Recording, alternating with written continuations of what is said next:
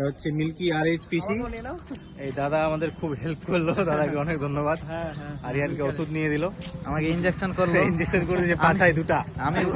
আমি উল্টা পড়ে যাচ্ছিলাম এখানে। মিল্কি থেকে যারা দেখছো ভিডিওটা, দাদা এই দাদার সাথে এসে অবশ্যই দেখা করবে। বলে দিই আমি 2-3 দিন থেকে প্রচন্ড অসুস্থ আছি। হ্যাঁ, এখানে এসে আরো অবস্থা খারাপ হয়ে গেছিল, কি বলবো, একদম উল্টা পড়ার মতো ব্যবস্থা।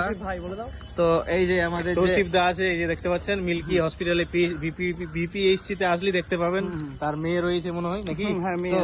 দাদাকে অসংখ্য ধন্যবাদ জানাই যে একটু মানে এত হেল্প করলো, সেবা করলো, নিজে এনে ই করলো, ওষুধ দিল। তো দাদা তারপরে ভালো তো সব? একদম একদম। দাদাকে চিনে নাও, ভালোভাবে চিনে নাও, আছি, অসুবিধা নেই। আর সবাই বেশি বেশি করে দোয়া করো, আশীর্বাদ করো যেন আরিয়ানরা তাদের সুস্থ হয়ে যায়, নাহলে ফের পড়বে ইঞ্জেকশন 4-5টা করে, ফের ব্লাড টেস্ট হবে। আর আমার আরিয়ানদাকে দেখতে চলে এসেছে আদিল আনসারি।